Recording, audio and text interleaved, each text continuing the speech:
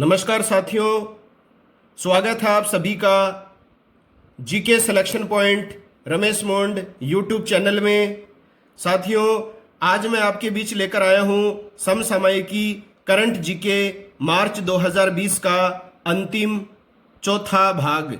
इससे पहले भाग 1, भाग 2 और भाग 3 आपके बीच प्रदर्शित किए जा चुके हैं। तो आज अंतिम भाग प्रारंभ करते हैं, भाग 4।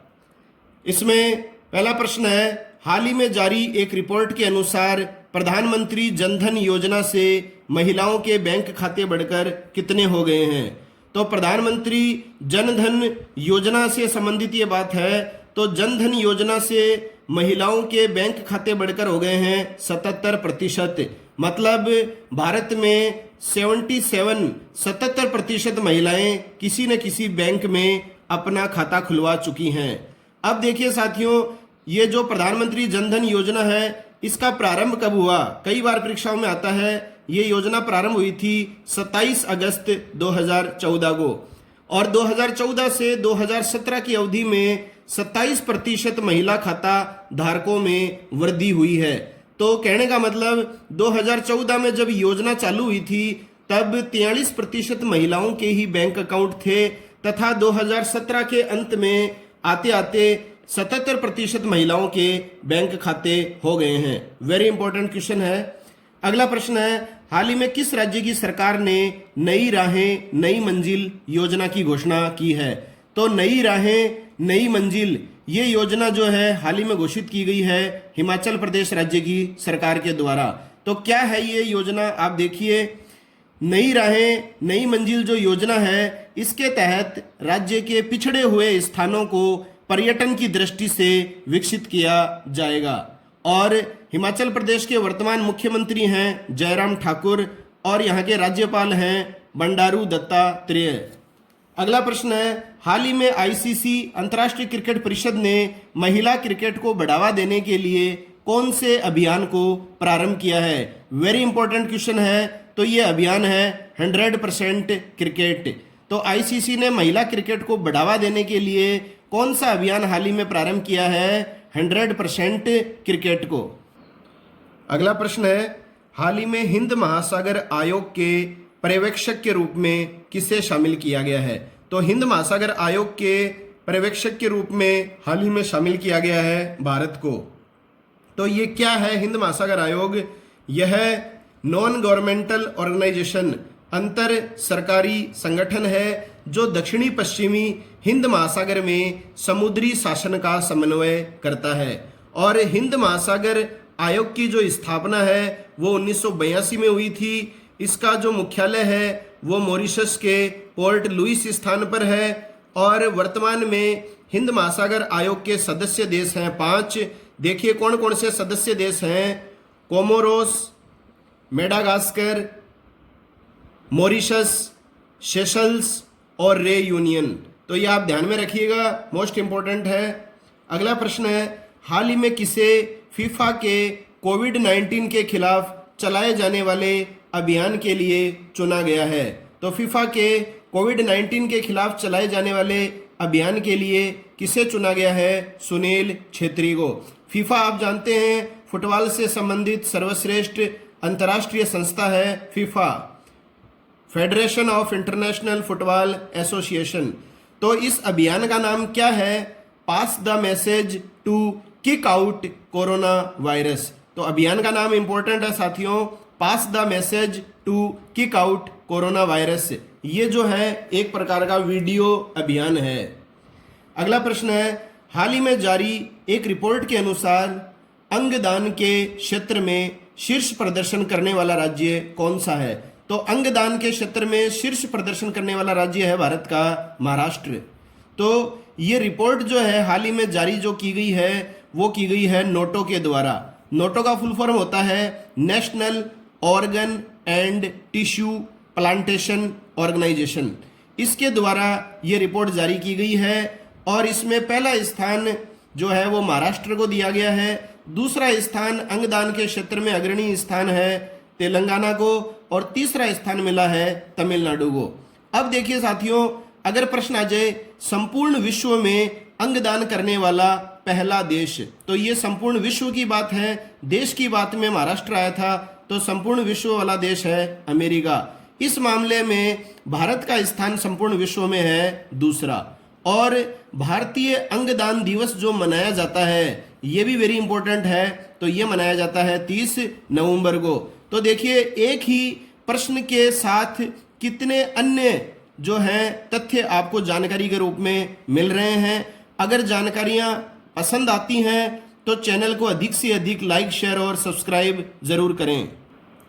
अगला प्रश्न है, हाल ही में सभी वित्तीय बाजारों को निलंबित करने वाला विश्व का पहला देश कौन सा बना है? तो अपने सभी वित्तीय बाजारों को निलंबित करने वाला विश्व का पहला देश बना है साथियों फिलीपींस।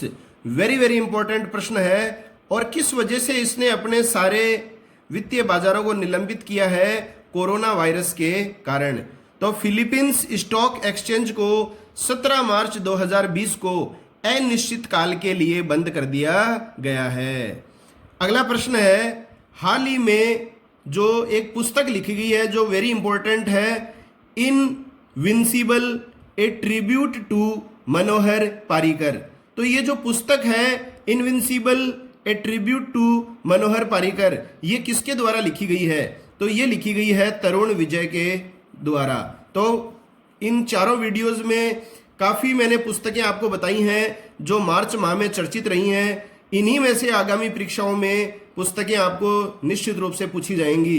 तो ये पुस्तक जो है ए ट्रिब्यूट टू मनोहर पारिकर तरुण विजय के द्वारा लिखी गई है। और मनोहर पारिकर कौन थे? तो ये पूर्व भारत के रक्षा मंत्री रह चुके थे और गोवा के पूर्व मुख्यमंत्री भी थे। 2019 में इनका निधन हुआ था।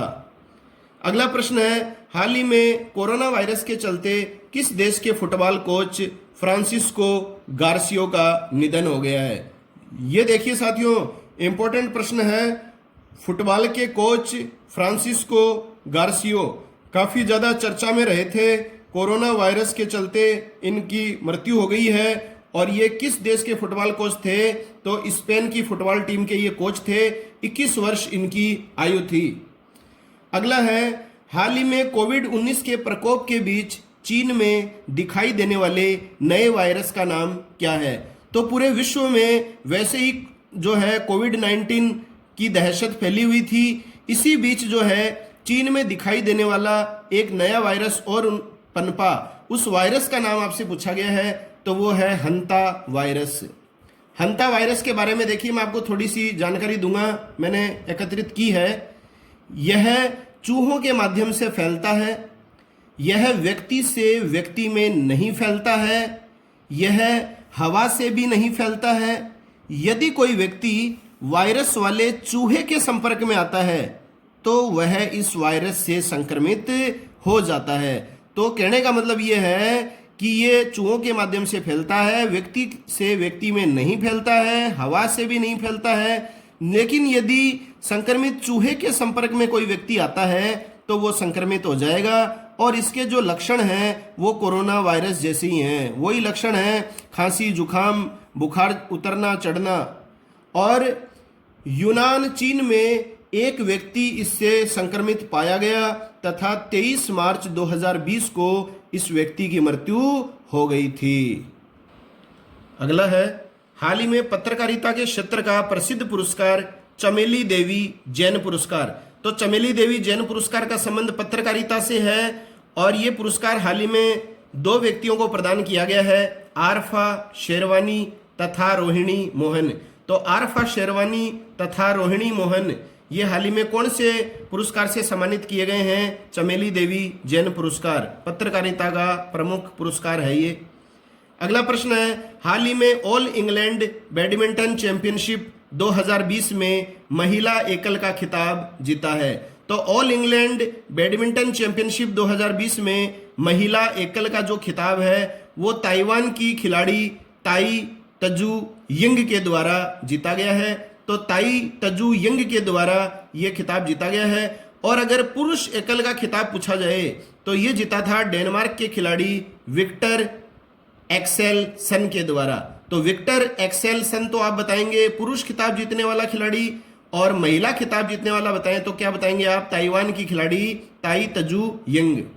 अगला प्रश्न है, दुनिया की पहली उड़ने वाली कार। देखिए, आप आश्चर्यचकित जरूर होंगे साथियों, दुनिया की पहली उड़ने वाली कार है PAL, पल वी लिबर्टी। पल वी लिबर्टी कहाँ बनाई जाएगी? तो ये बनाई जाएगी गुजरात में। तो देखिए, इस पल वी का नाम क्या है? P का होता है पर्सनल, A का हो गया एयर, L का हो गया लैंड और V का हो गया व्हीकल। तो पर्सनल एयरलैंड व्हीकल। इस उड़ने वाली कार को डच कंपनी, तो डच कंपनी है ये पल्व, ये बनाएगी इस उड़ने वाली कार को। इस कार में 2 इंजन होंगे और ये कार जो है वो 160 किलोमीटर की रफ्तार से सड़क पर दौड़ेगी तथा हवा में इसे 180 किलोमीटर की गति से उड़ाया जा सकेगा। मात्र 3 मिनट में ये हवा में उड़ जाएगी तथा एक बार टंकी फुल कराने पर 500 किलोमीटर तक यह कार तय कर सकेगी।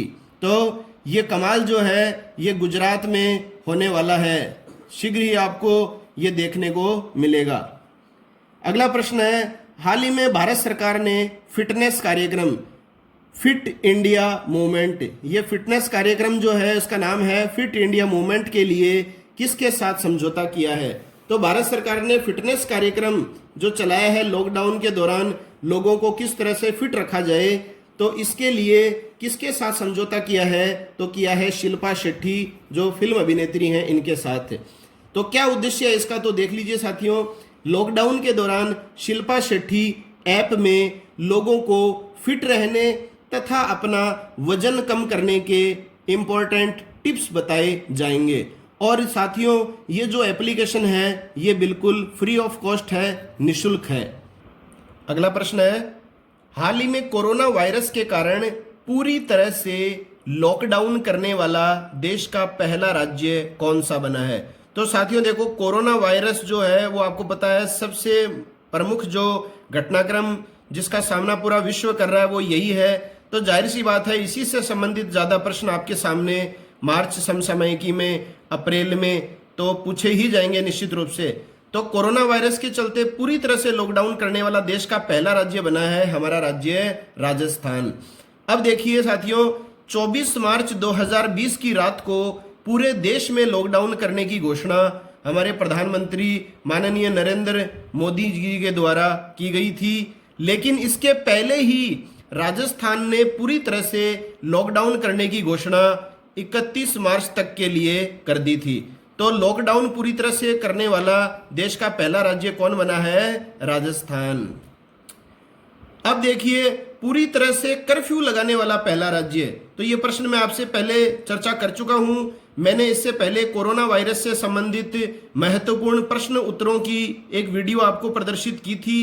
प्लेलिस्ट में आप जाएंगे तो आपको निश्चित रूप से वो वीडियो मिलेगा और इसमें यकीन मानिए बहुत ही शानदार प्रश्न बताए गए हैं व्याख्या सहित। परीक्षाओं में आगामी निश्चित रूप से उनमें प्रश्न बनेगा। तो पूरी तरह से कर्फ्यू लगाने वाला पहला राज्य है पंजाब। अगला प्रश्न है, हाल ही में भारत सरकार ने किस दवा के निर्यात पर प्रतिबंध या रोक लगा दी है? तो वो रोक लगाई गई है हाइड्रोक्सी क्लोरोक्विन। तो इस दवा पर जो है भारत सरकार ने पूरी तरह से प्रतिबंध लगा दिया है निर्यात पर। तो वो दवा कौन सी है? Hydroxy chloroquine. तो ये इसके बारे में आगे आपके प्रश्न और आएगा इसी भाग में। तो ये मुख्यतः जो है वो मलेरिया की दवा है और अगर कोई व्यक्ति काफी गंभीर रूप से कोरोना से संक्रमित हो गया है तो विश्व स्वास्थ्य संगठन के अनुसार जो है 4 प्रकार की दवाओं के नाम सुझाए गए हैं। उसके बारे में अपन विस्तार से आगे चर्चा करेंगे। उन 4 दवाओं में एक दवा ये भी है। तो भारत सरकार ने इस दवा पर जो है वो क्या लगा दिया है? निर्यात पर प्रतिबंध लगा दिया है। वेरी इंपॉर्टेंट प्रश्न है। अगला है, हाल ही में कोविड-19 के लिए मूल्यांकन टूल लॉन्च करने वाला भारत का प्रथम राज्य कौन सा बना है? तो कोविड-19 के लिए मूल्यांकन टूल लॉन्च करने वाला भारत का पहला राज्य बना है गोवा। और गोवा के स्वास्थ्य मंत्री हैं विश्वजीत रानी। इन्होंने ये मूल्यांकन टूल लॉन्च किया है। अब देखिए क्या है साथियों, ये आपको पता होना बहुत ही जरूरी है। प्रश्न तो जो है वो आपको कहीं से भी इसके बारे में पता चल जाएगा कि मूल्यांकन टूल लॉन्च करने वाला भारत का पहला राज्य कौन है, तो वो गोवा है। और किसके द्वारा लॉन्च किया गया है, तो गोवा के स्वास्थ्य मंत्री के द्वारा किया गया है।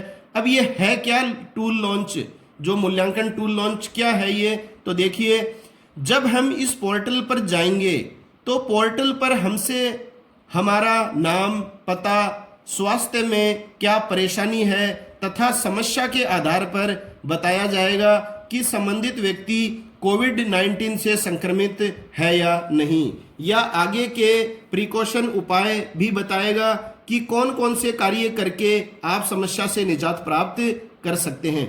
तो अब जब हम इस मूल्यांकन टूल पोर्टल पर जाएंगे तो पोर्टल सबसे पहले हमसे क्या पूछेगा, हमारा नाम पता पूछेगा, स्वास्थ्य से संबंधित परेशानी पूछेगा और हमारी समस्या के आधार पर वो ये जानकारी देगा कि संबंधित व्यक्ति कोविड-19 से संक्रमित है या नहीं, और आगे जो है ये प्रिकॉशन भी बताएगा कि कौन कौन से उपाय अपनाकर हम इस समस्या से निजात प्राप्त कर सकते हैं। तो ये ऐप लॉन्च करने वाला राज्य गोवा है। गोवा के वर्तमान में मुख्यमंत्री प्रमोद सावंत हैं और राज्यपाल हैं सत्यपाल मलिक। साथियों, अगर जानकारियां आपको पसंद आ रही हैं तो निश्चित रूप से आप चैनल को लाइक करें।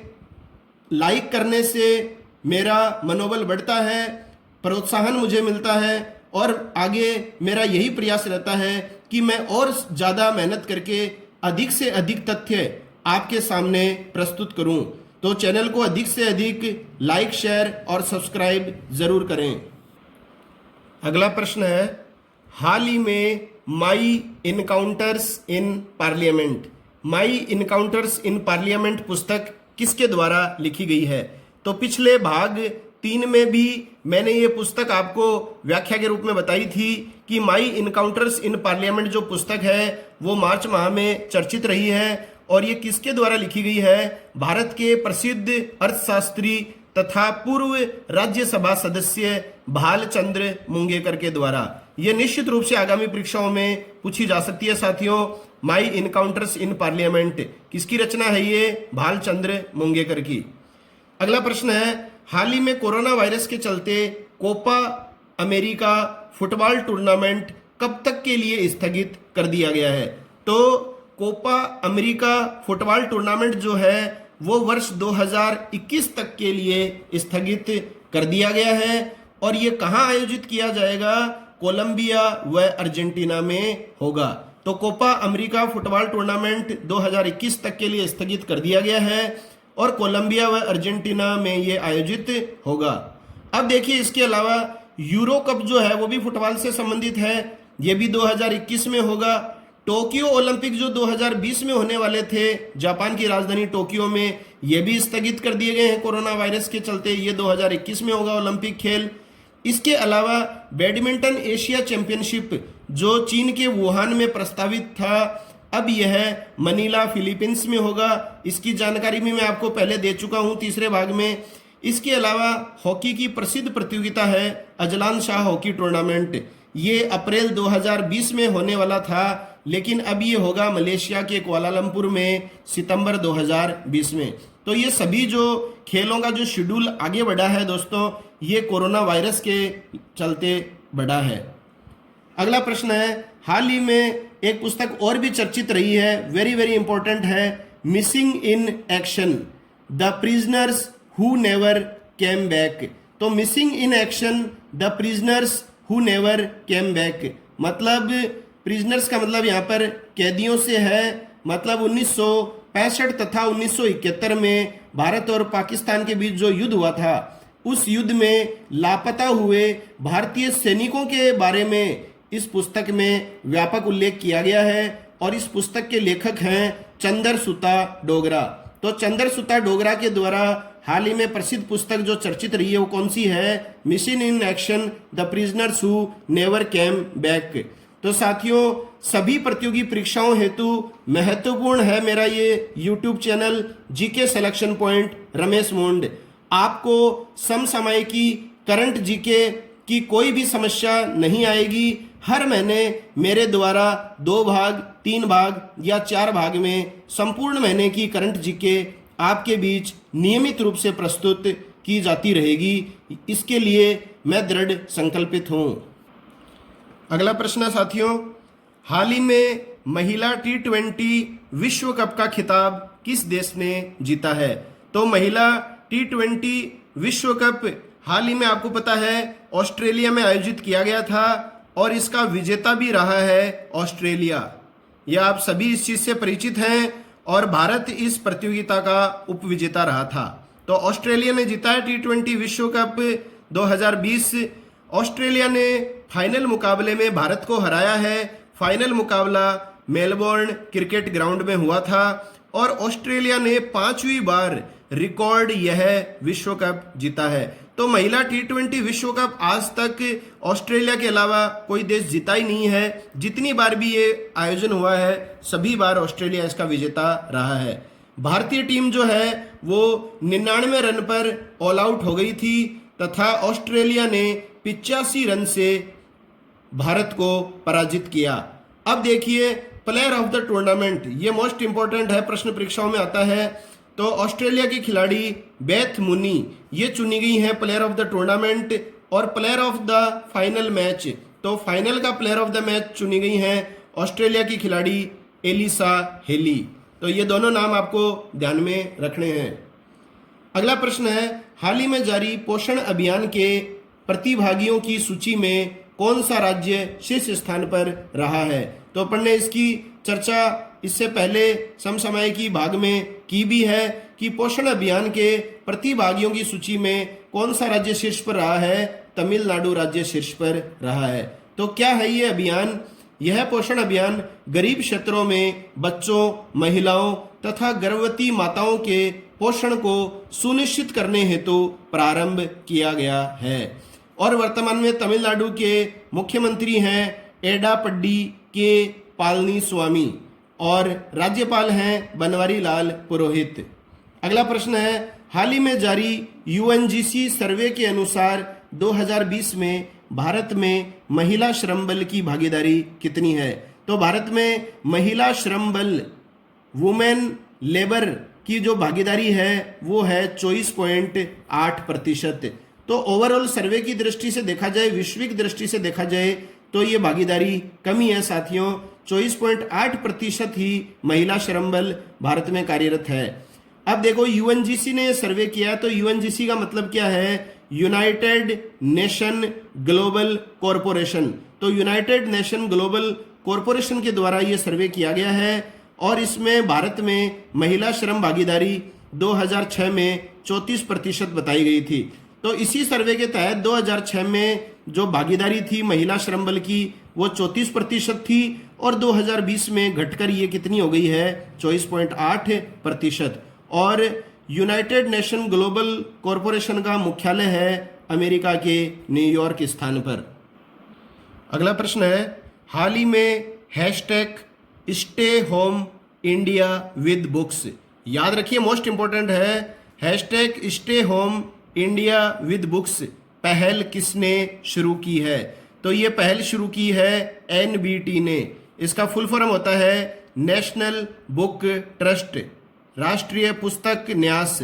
तो नेशनल बुक ट्रस्ट ने ये पहल शुरू की है #stay home India with books और वर्तमान में NBT के जो अध्यक्ष हैं वो है गोविंद प्रसाद शर्मा और इसके जो डायरेक्टर हैं, जो निदेशक हैं वो है लेफ्टिनेंट कर्नल युवराज मलिक और इसकी जो स्थापना हुई थी वो 1957 में हुई थी और NBT का वर्तमान मुख्यालय हेडक्वार्टर है नई दिल्ली में। तो ये इंपॉर्टेंट प्रश्न है। अगला प्रश्न है, हाल ही में प्रसिद्ध फुटबॉल खिलाड़ी अब्दुल कादिर मोहम्मद फराह की मृत्यु जो है वो कोरोना वायरस के कारण हुई थी। ये किस देश से संबंधित फुटबॉल खिलाड़ी थे? तो ये अफ्रीका के फुटबॉल खिलाड़ी थे और इनकी उम्र थी 59 वर्ष। तो ये इंपॉर्टेंट आपको ध्यान में रखना है, कोरोना वायरस के चलते जो है किस देश के फुटबॉल खिलाड़ी की हाल ही में मृत्यु हुई है? तो वो अफ्रीका के फुटबॉल खिलाड़ी, पूर्व फुटबॉल खिलाड़ी अब्दुल कादिर मोहम्मद फराह की मृत्यु हुई है। अगला देखिए, इसी से संबंधित एक तथ्य और रह गया साथियों, हाल ही में भारतीय पूर्व फुटबॉलर अब्दुल लतीफ का भी जो है वो गुवाहाटी में निधन हो गया है। तो ये भी इंपॉर्टेंट है, आपको ध्यान में रखना है। आप अब्दुल कादिर मोहम्मद फराह का नाम तो ध्यान में रखिए। इसके अलावा भारत के पूर्व फुटबॉलर अब्दुल लतीफ का भी गुवाहाटी में हाल ही में निधन हो गया है। अगला प्रश्न है, हाल ही में किस राज्य की सरकार ने भ्रमण सारथी योजना, तो भ्रमण सारथी योजना प्रारंभ करने की घोषणा की गई है असम राज्य की सरकार के द्वारा। अब क्या होगा इसमें, गुवाहाटी में महिलाओं तथा वरिष्ठ नागरिकों को मुफ्त बस सेवा प्रदान की जाएगी। गणतंत्र दिवस 2020 की परेड में असम की झांकी को प्रथम स्थान मिला था। यह आपको विशेष ध्यान में रखना है। गणतंत्र दिवस 2020 की परेड में किस राज्य की झांकी को प्रथम स्थान मिला था, तो असम की झांकी को मिला था। और असम के वर्तमान मुख्यमंत्री हैं सर्बानंद सोनोवाल और राज्यपाल हैं असम के जगदीश मुखी। अगला प्रश्न है और वेरी इंपॉर्टेंट प्रश्न है, हाल ही में स्वच्छ भारत अभियान की ब्रांड एम्बेसडर रही तथा ब्रह्म कुमारी संस्थान की प्रमुख का निधन हो गया है। इनका क्या नाम था, तो इनका क्या नाम था, राज योगिनी दादी जानकी। इनकी आयु 104 वर्ष थी साथियों, और महिलाओं के द्वारा संचालित विश्व का सबसे बड़ा आध्यात्मिक संगठन ब्रह्म कुमारी संस्थान की ये प्रमुख थीं। इसी तरह हाल ही में सतीश गुजराल का भी निधन हुआ है। ये प्रमुख लेखक थे, वास्तुकार थे, और इन्हें 1999 में भारत सरकार के द्वारा पद्म विभूषण नागरिक अलंकरण से भी सम्मानित किया गया था। तो सतीश गुजराल का भी हाल ही में निधन हुआ है, और ब्रह्म कुमारी संस्थान की प्रमुख राजयोगिनी दादी जानकी का भी निधन हुआ है। इसके अलावा फ्लायड कार्डोज, ये भारतीय मूल के थे, इनका निधन भी कोरोना वायरस के चलते हुआ है। और इनके द्वारा एक पुस्तक भी लिखी गई है, 1 स्पाइस 2 स्पाइस। ये इनकी पुस्तक का नाम है, 1 स्पाइस 2 स्पाइस। अगला प्रश्न है, हाल ही में कोरोना वायरस के लिए एंटीबॉडी परीक्षण शुरू करने वाला विश्व का प्रथम देश कौन सा बना है। मोस्ट इंपॉर्टेंट प्रश्न है, कोरोना वायरस के लिए एंटीबॉडी परीक्षण शुरू करने वाला विश्व का पहला देश बना है भारत। अब देखिए साथियों, क्या है ये एंटीबॉडी परीक्षण, तो आप समझिएगा। यदि कोई व्यक्ति पहले से कोरोना वायरस से संक्रमित था तो इसकी पुष्टि करने के लिए एंटीबॉडी परीक्षण शुरू किया है। यह टेस्ट ब्लड खून में एंटीबॉडी की खोज करता है। इससे वायरस से संक्रमित लोगों की कुल संख्या का पता लग पाएगा। तो मोस्ट इंपॉर्टेंट है, एंटीबॉडी परीक्षण शुरू करने वाला विश्व का पहला देश बना है हमारा देश भारत। अगला प्रश्न है, हाल ही में भारत सरकार ने कोरोना वायरस संक्रमण के जोखिम को ट्रैक करने हेतु कौन सा मोबाइल एप्लीकेशन शुरू किया है। तो भारत सरकार ने कोरोना वायरस संक्रमण के जोखिम को ट्रैक करने के लिए कौन सा मोबाइल ऐप शुरू किया है, उसका नाम है कोरोना कवच। वेरी इंपॉर्टेंट है, और इससे व्यक्ति की लोकेशन को ट्रैक किया जाता है। अगला प्रश्न है, हाल ही में किसके द्वारा टेल हर एवरीथिंग के लिए काल्पनिक श्रेणी या फिक्शन कैटेगरी में द हिंदू प्राइज 2019 जीता है। तो किसके द्वारा टेल हर एवरीथिंग के लिए काल्पनिक श्रेणी में द हिंदू प्राइज 2019 जीता गया है, तो ये जीता गया है मिर्जा वहीद के द्वारा। तो मिर्जा वहीद के द्वारा जीता गया है काल्पनिक श्रेणी में द हिंदू प्राइज 2019। इसी तरह से साथियों, अगर आपको अकाल्पनिक श्रेणी के लिए द हिंदू प्राइज 2019 विजेता पूछे तो ये जीता गया है शांतनु दास के द्वारा। तो देखिए, India empire and first world war culture, India empire and first world war culture पुस्तक के लिए शांतनु दास ने यह पुरस्कार जीता है। और मिर्जा वहीद ने काल्पनिक श्रेणी के लिए यह पुरस्कार किस पुस्तक के लिए जीता है, टेल हर एवरीथिंग के लिए। आगामी परीक्षाओं की दृष्टि से महत्वपूर्ण पुस्तिकाएं हैं ये, ध्यान में रखिएगा। अगला प्रश्न है, हाल ही में राजस्थान पुलिस ने कोरोना वायरस लॉकडाउन के दौरान लोगों को बाहर निकलने की अनुमति लेने हेतु कौन सा मोबाइल ऐप लॉन्च किया है? तो राजस्थान पुलिस के द्वारा ये ऐप लॉन्च किया गया है जिसका नाम है राजकॉप नागरिक mobile app, Rajasthan cop citizen mobile application. Very important है ये। इस एप्लीकेशन में बाहर निकलने का वाजिब कारण बताए जाने पर पुलिस द्वारा संबंधित नागरिक को डिजिटल पास दे दिया जाएगा। तो वो किसी भी कारणवश महत्वपूर्ण कारण का उल्लेख कर देगा तो पुलिस के द्वारा उस नागरिक को डिजिटल पास दे दिया जाएगा। इसके बाद में वो जो है वो वैधानिक अनुमति प्राप्त कर लेगा बाहर निकलने की। अगला प्रश्न है, हाल ही में किस संस्था ने छोटे उद्यमों व एमएसएमई की सहायता के लिए कोविड पुनर्वास व राहत कोष की घोषणा की है? तो ये संस्था है CII। इसका फुल फॉर्म होता है कॉन्फेडरेशन ऑफ इंडियन इंडस्ट्री, या हिंदी में नाम है भारतीय उद्योग महासंघ। इसकी स्थापना 1895 में हुई थी। इसका मुख्यालय नई दिल्ली में है और इसके अध्यक्ष हैं वर्तमान में भारतीय उद्योग महासंघ के विक्रम किर्लोस्कर, ये इसके अध्यक्ष हैं। साथियों, अगर ये समसामयिकी के भाग आपको पसंद आ रहे हैं तो अधिक से अधिक इन्हें लाइक, शेयर और सब्सक्राइब जरूर करें। अगला प्रश्न है, हाल ही में किस राज्य सरकार ने गृह शिक्षण कार्यक्रम की शुरुआत की है? वेरी इंपॉर्टेंट है। तो वो कौन सी स्टेट गवर्नमेंट है जिसने गृह शिक्षण कार्यक्रम इस लॉकडाउन के दौरान प्रारंभ किया है? ये ऑनलाइन शिक्षण कार्यक्रम है, गृह शिक्षण कार्यक्रम गुजरात राज्य की सरकार ने। इसके तहत क्या होगा साथियों, कक्षा 3 से 8, याद रखिएगा, कक्षा तीसरी से कक्षा 8वीं तक के विद्यार्थियों को सोशल मीडिया के माध्यम से शिक्षण करवाया जाएगा। तो चाहे बच्चा किसी भी सोशल मीडिया से जुड़ा हुआ हो, चाहे वो व्हाट्सएप से जुड़ा हो या फेसबुक से जुड़ा हुआ हो, तो सोशल मीडिया के माध्यम से विद्यार्थियों को शिक्षण कार्य करवाया जाएगा। और गुजरात के वर्तमान मुख्यमंत्री हैं विजय रूपानी और राज्यपाल हैं आचार्य देवव्रत। अगला प्रश्न है, हाल ही में अमेरिका में 50 वर्षों से प्रकाशित होने वाले किस भारतीय अखबार ने अपना प्रकाशन कोरोना वायरस के चलते बंद कर दिया है? तो वो पत्रिका अखबार जो है उसका नाम है इंडिया एब्रॉड। इंडिया एब्रॉड वो अखबार है जिसमें पूर्ण रूप से भारतीय समाचार ही छपते हैं और इस अखबार की स्थापना 1970 में गोपाल राजू के द्वारा की गई थी। अगला है, हाल ही में किस संस्था के द्वारा कोरोना स्टडीज सीरीज लॉन्च करने की घोषणा की गई है? तो कोरोना स्टडीज सीरीज प्रारंभ करने की घोषणा की गई है NBT के द्वारा, जिसका फुल फॉर्म है नेशनल बुक ट्रस्ट।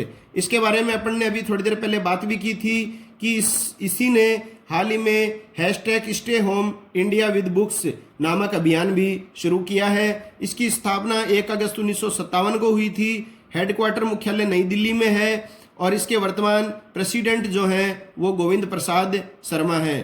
तो ये अलग जो तथ्य मैं आपको बताता हूँ ये भी परीक्षाओं में निश्चित रूप से पूछे जाते हैं। तो जैसे कोरोना स्टडीज सीरीज और #stay home India with books, ये जो अभियान है और ये सीरीज NBT के द्वारा प्रारंभ की गई है, तो साथियों आप ये मत मानिए कि यही प्रश्न समसामयिकी का बनेगा। प्रश्न ये भी आ सकता है कि NBT का फुल फॉर्म क्या है, इसकी स्थापना कब हुई, इसका वर्तमान प्रेसिडेंट अध्यक्ष कौन है, इसका डायरेक्टर कौन है और इसका मुख्यालय क्या है। तो सभी चीजें अगर आपके नजर में होंगी तो ही आप निश्चित रूप से सफलता प्राप्त कर सकेंगे। अगला प्रश्न है, हाल ही में क्रिटिक्स चॉइस फिल्म अवार्ड्स में सर्वश्रेष्ठ अभिनेता का पुरस्कार किसने जीता है? तो क्रिटिक्स चॉइस फिल्म अवार्ड में सर्वश्रेष्ठ अभिनेता का पुरस्कार मिला है रणवीर सिंह को गली बॉय फिल्म के लिए। सर्वश्रेष्ठ डायरेक्टर निर्देशक चुना गया है जोया अख्तर को गली बॉय फिल्म की निर्देशक के लिए।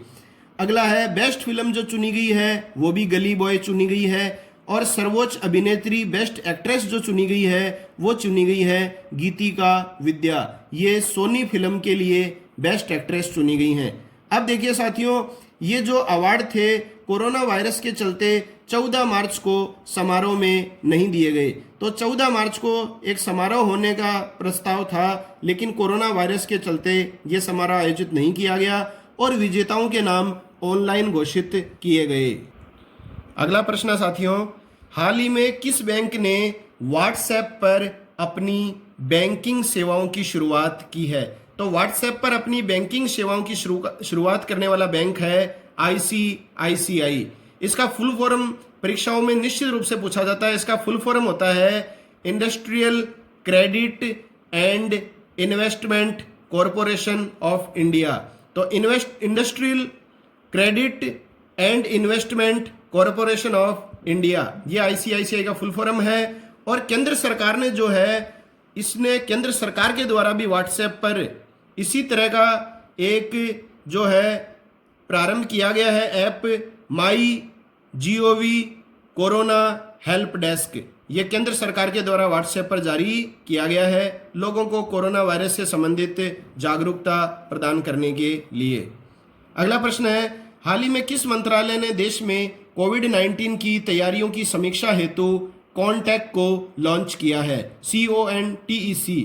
कॉन्टैक्ट को लॉन्च जो किया गया है वो केंद्र सरकार के स्वास्थ्य मंत्रालय के द्वारा किया गया है और इस कॉन्टैक्ट का उद्देश्य है देश के डॉक्टर्स को एम्स से जोड़ना। एम्स का फुल फॉर्म आप सभी जानते हैं, परिचित होंगे, all India institute of medical science. और वर्तमान में स्वास्थ्य व परिवार कल्याण मंत्री हैं डॉक्टर हर्षवर्धन। अगला प्रश्न है, हाल ही में मारिया टेरेसा जिनका निधन कोरोना वायरस से हो गया है, किस देश की राजकुमारी थी? तो ब्रिटेन के राजकुमार चार्ल्स जो हैं वो कोरोना पॉजिटिव पाए गए हैं, अभी आपको बताया जाएगा थोड़ी देर बाद। और जो स्पेन की राजकुमारी थी मारिया टेरेसा, इनका तो निधन हो चुका है मित्रों कोरोना वायरस के चलते। तो ये इंपॉर्टेंट है, स्पेन की राजकुमारी मारिया टेरेसा। अगला प्रश्न है, हाल ही में फीबा बास्केटबॉल विश्व कप 2022 का आयोजन किस देश में किया जाएगा?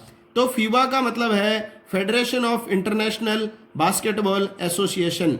तो बास्केटबॉल विश्व कप 2022 में आयोजित किया जाएगा 2022 में ऑस्ट्रेलिया में। तो बास्केटबॉल विश्व कप 2022 कहाँ आयोजित होगा? ऑस्ट्रेलिया में। अगला प्रश्न है, हाल ही में किस राज्य ने Pragyam PRAGYAAM Pragyam app launch किया है? तो झारखंड राज्य की सरकार ने प्रज्ञाम ऐप लॉन्च किया है। अब देखिए क्या है ये प्रज्ञाम ऐप। राज्य सरकार ने लॉकडाउन में जो लोग आवश्यक सेवाओं के वितरण में लगे हुए हैं उनको ई-पास जारी करने के लिए प्रज्ञाम मोबाइल ऐप जारी किया है। तो ये है प्रज्ञाम ऐप। और झारखंड के वर्तमान मुख्यमंत्री हैं, अभी नए बने हैं, हेमंत सोरेन, और राज्यपाल हैं द्रौपदी मुर्मू। अगला प्रश्न है साथियों, हाल ही में किस राज्य सरकार ने कोरोना वायरस से संक्रमित लोगों को ट्रेस करने के लिए, मतलब पहचानने के लिए सैटेलाइट कंट्रोल रूम बनाए हैं? तो कौन से राज्य की सरकार ने कोरोना वायरस से संक्रमित लोगों को ट्रेस करने के लिए सैटेलाइट कंट्रोल रूम बनाए हैं? तो उत्तराखंड राज्य की सरकार ने। अब देखिए क्यों बनाने पड़े ये सैटेलाइट कंट्रोल रूम, तो कारण क्या है? तो राज्य में गांवों व शहरों में बड़ी संख्या में कोरोना संदिग्ध लोगों के छुपे होने का अंदेशा होने के कारण ऐसे लोगों की पहचान करने के लिए सैटेलाइट ट्रैकिंग सिस्टम की मदद ली जा रही है। और देखिए साथियों, ये जो सैटेलाइट कंट्रोल रूम जो ट्रैकिंग सिस्टम है, ये साउथ कोरिया देश में बहुत ही कारगर साबित हुआ है। तो ये प्रणाली जो है वो किस देश में बहुत कारगर साबित हुई है? साउथ कोरिया में। और इसी प्रणाली को जो है उत्तराखंड राज्य की सरकार ने लागू किया है। अब देखिए इससे क्या होगा, तो 15 मार्च तक सभी लोग जो विदेशों से लौटे थे, तो 15 मार्च तक सभी विदेशों से लौटने वाले लोगों को फोन करके गूगल मैप के जरिए उनकी लोकेशन को ट्रेस करके उनके बारे में पता किया जाएगा। तो ये बहुत ही कारगर विधि है। इस संक्रमण को जड़ से समाप्त करने की। तो अगर हर राज्य की सरकार इस तरह के नियम कायदे अपनाएगी तो निश्चित रूप से शीघ्र ही शीघ्र इस महामारी से पूरा भारत ही नहीं पूरा विश्व मुक्ति प्राप्त कर सकता है। अगला प्रश्न है, हाल ही में किस देश के प्रधानमंत्री कोरोना वायरस से संक्रमित पाए गए हैं? तो किस देश के प्रधानमंत्री, आप सभी ने सुना होगा, बहुत ज़्यादा चर्चा में रहे थे, ब्रिटेन के प्रधानमंत्री बोरिस जॉनसन। ये कोरोना पॉजिटिव पाए गए थे और हाथों हाथ जो है ये इंसोलेशन में चले गए हैं। तो अब ये प्रशासन कैसे चलाएंगे? तो अब ये वीडियो कॉन्फ्रेंसिंग के माध्यम से संपूर्ण प्रशासन को संभालेंगे। अब देखिए, केवल ब्रिटेन के प्रधानमंत्री ही कोरोना पॉजिटिव नहीं पाए गए हैं। ब्रिटेन के जो स्वास्थ्य मंत्री हैं मैट हैनकॉक, याद रखिए साथियों, ये जो मेरे द्वारा अन्य जो जानकारियां दी जा रही हैं ये भी प्रश्न के उत्तर जितनी ही महत्वपूर्ण हैं। तो ब्रिटेन के स्वास्थ्य मंत्री मैट हैनकॉक भी कोरोना पॉजिटिव पाए गए हैं। इसके अलावा ब्रिटिश महारानी के पुत्र प्रिंस चार्ल्स जो थे वो भी कोरोना पॉजिटिव पाए गए हैं। और स्पेन की जो राजकुमारी हैं उनका हाल ही में कोरोना वायरस से निधन हो गया है। तो अच्छी तरह एकदम एकाग्रत होकर कंसंट्रेट करके मेरे वीडियोस के चारों भाग आप देखिएगा। मार्च महीना आपका कंप्लीट इन क्वेश्चंस के माध्यम से कवर हो जाएगा। कोई भी परीक्षा की तैयारी आप क्यों न कर रहे हो, इसके बाहर करंट प्रश्न नहीं आएगा साथियों। मेरे द्वारा संपूर्ण जानकारियां आप तक पहुंचाई जा रही हैं विस्तार से व्याख्या के रूप में। अगला प्रश्न है, हाल ही में किस राज्य ने सेल्फ डिक्लेरेशन कोविड-19 ऐप लॉन्च किया है? तो सेल्फ डिक्लेरेशन कोविड-19 ऐप लॉन्च किया गया है नागालैंड राज्य की सरकार के द्वारा। तो नागालैंड के मुख्यमंत्री नेफू रियो ने यह एप्लीकेशन लॉन्च किया है। अब देखिए ये क्या है, यह ऐप उन लोगों के लिए है जो 6 मार्च के बाद नागालैंड आए हैं। वे अपनी जानकारी अनिवार्य रूप से इस ऐप के माध्यम से उपलब्ध कराएंगे सरकार को, ताकि जो है ये महामारी है इसका अंत किया जा सके। अब देखिए साथियों, अगला प्रश्न जो है वो भी पुस्तक से संबंधित है और इस मार्च समसामयिकी में ही नहीं, इससे पहले फरवरी और जनवरी माह की समसामयिकी भी पूरी तरह से मैं प्रदर्शित कर चुका हूं आपके बीच में, तो वो भी आप नियमित रूप से देखिए। और ये जो पुस्तक है उसका नाम है back stage the story behind India's high growth year. तो back stage the story behind India's high growth rate, ये हाल ही में चर्चित पुस्तक रही है। आर्थिक मामलों पर आधारित है ये पुस्तक और ये लिखी है योजना आयोग के पूर्व अध्यक्ष तथा भारत के जाने माने इकोनॉमिस्ट अर्थशास्त्री मोंटेक सिंह आहलूवालिया के द्वारा।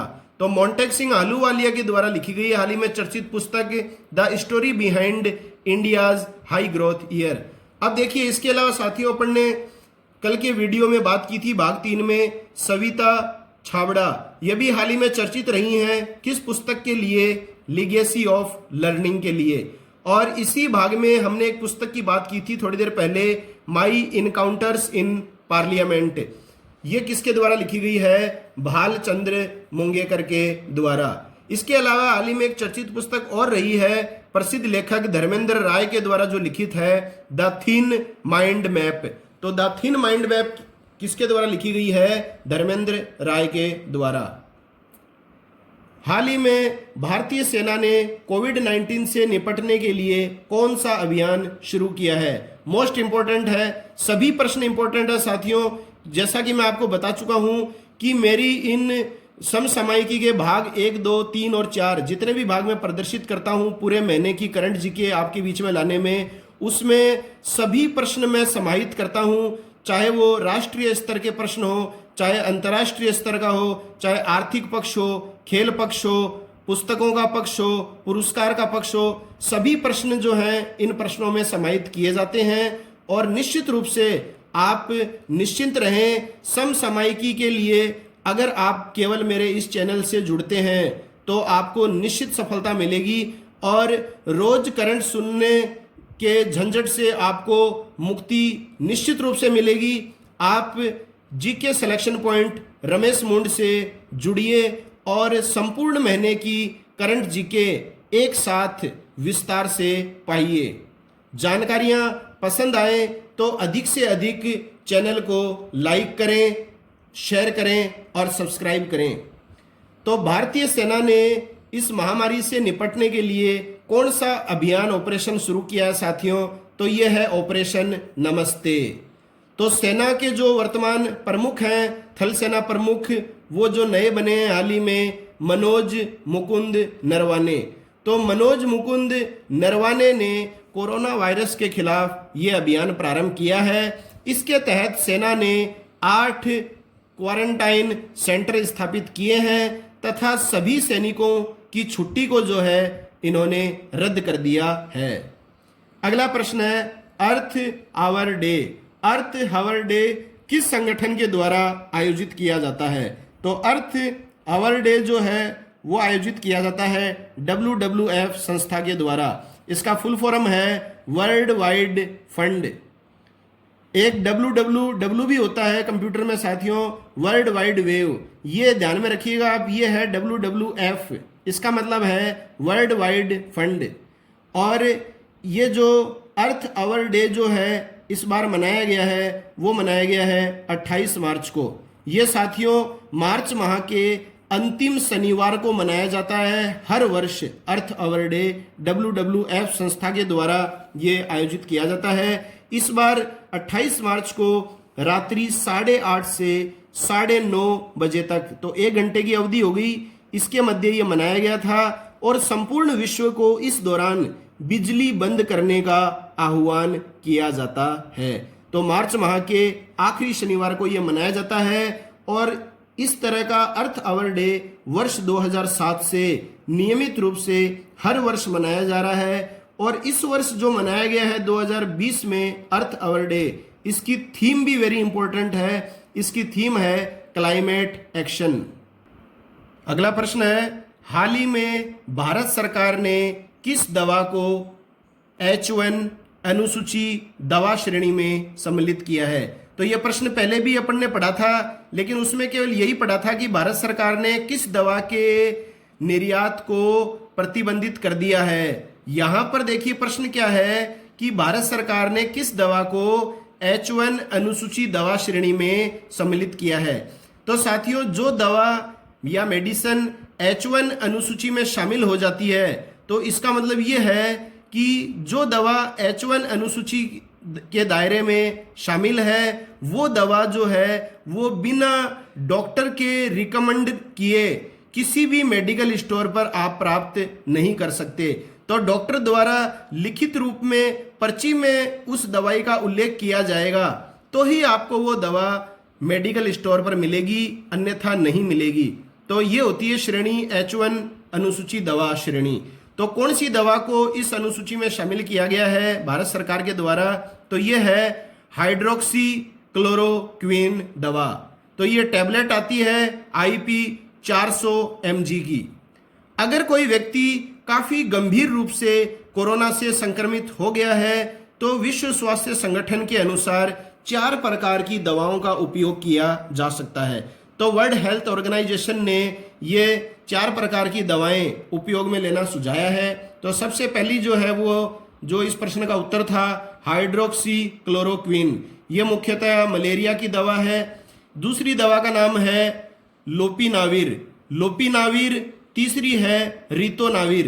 तो लोपिनाविर और रितोनाविर जो दवाएं हैं ये मुख्य रूप से एड्स की दवा है। और चौथी है रेमडेसिविर जो दवा है यह है इबोला वायरस की दवा है। तो ये चारों दवा आपको याद होनी चाहिए। और भारत सरकार ने इस दवा के निर्यात पर प्रतिबंध भी लगा दिया गया है।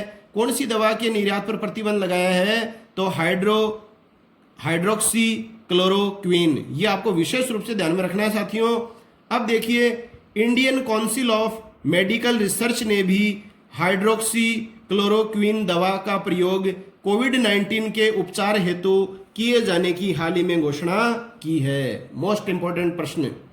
अगला है, हाल ही में SBI state bank of India ने वित्त वर्ष 2020-21 के लिए भारत की जीडीपी ग्रोथ रेट कितना रहने का अनुमान लगाया है। तो सकल घरेलू उत्पाद ग्रोथ रेट जीडीपी कितना रहने का अनुमान लगाया है 2020-21 वित्त वर्ष के लिए एसबीआई बैंक के द्वारा 2.6%।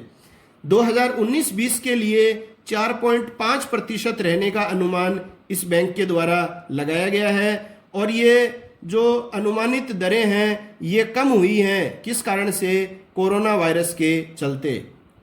अब देखिए, थोड़ा सा एसबीआई के बारे में बता देता हूं आपको। तो स्टेट बैंक ऑफ इंडिया का नेशनलाइजेशन, राष्ट्रीयकरण हुआ था 1 जुलाई 1955 को। कई बार परीक्षाओं में आता है। एसबीआई का हेडक्वार्टर मुख्यालय मुंबई में है। वर्तमान में स्टेट बैंक ऑफ इंडिया के जो हेड हैं वो हैं रजनीश कुमार। और ये रजनीश कुमार जो हैं वर्तमान में आईबीए, इंडियन बैंक एसोसिएशन के भी अध्यक्ष हैं। मोस्ट इंपॉर्टेंट हैं। और एसबीआई वित्तीय वर्ष 2020-21 के कुल लाभ का 0.25% कोरोना वायरस मदद के लिए देगा। तो ये सारे प्रश्न इंपॉर्टेंट हैं कि वो कौन सा बैंक है जिसने हाल ही में घोषणा की है कि वित्तीय वर्ष 2020-21 में उस बैंक को जो लाभ होगा उस लाभ का 0.25% जो है वो कोरोना वायरस के लिए डोनेट किया जाएगा। आप समझ गए होंगे कि वित्तीय वर्ष 2020-21 में एसबीआई बैंक को जो कुल लाभ होगा उस कुल लाभ का साथियों 0.25% जो है वो कोविड-19 महामारी के लिए डोनेट करेगा। कौन सा बैंक? SBI bank. अगला प्रश्न है, हाल ही में किस रेलवे जोन ने पहले आदर्श हॉस्पिटल आइसोलेशन कोचों का निर्माण कार्य पूरा कर लिया है? वेरी इंपॉर्टेंट है। आदर्श हॉस्पिटल आइसोलेशन कोचों का निर्माण किस रेलवे जोन ने किया है? तो वो जोन है उत्तरी रेलवे जोन, नॉर्थ रेलवे। देखिए, देश में कोविड-19 से मुकाबला करने हेतु ये कोच बनाए गए हैं और प्रत्येक जो कोच है उसमें 10 आइसोलेशन वार्ड बनाए गए हैं। वेरी इंपॉर्टेंट है। अगला देखिए, हाल ही में नवीन चिकार ये चर्चित रहे हैं और ये खिलाड़ी हैं किसी खेल से संबंधित।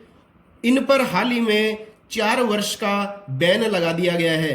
कौन खिलाड़ी पर? नवीन चिकार पर, जो हाल ही में चर्चित रहे हैं। 4 वर्ष का इन पर बैन लगा दिया गया है। इनका संबंध किस खेल से है?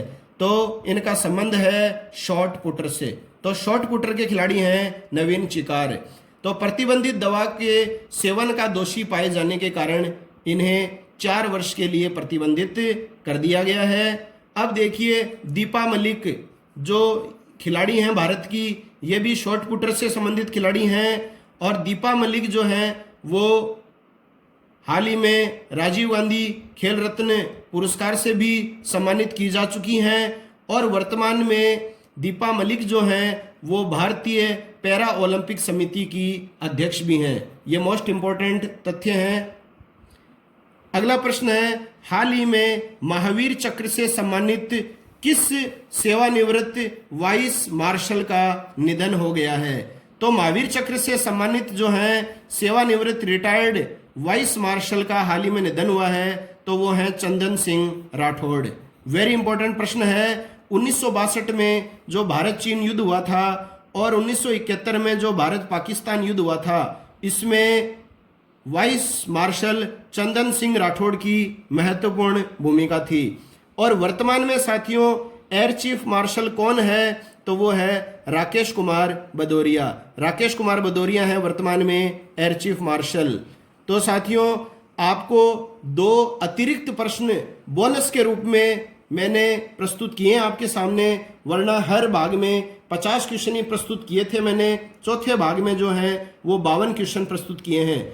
इस प्रकार से मैंने मार्च 2020 की करंट जीके पूरी तरह से आपके बीच में प्रस्तुत कर दी है। और निश्चित रूप से आप इन चारों भागों को सुनिए, अच्छी तरह 2-3 बार देखिए, सुनिए। और किसी भी प्रकार का प्रश्न इन प्रश्नों के बाहर से नहीं जाएगा। अगर जानकारियां अच्छी लगी हैं तो मेरे channel GK selection point Ramesh मुंड को लाइक, शेयर और सब्सक्राइब जरूर करें। आगे की वीडियो के साथ मिलते हैं, तब तक के लिए जय हिंद, जय भारत।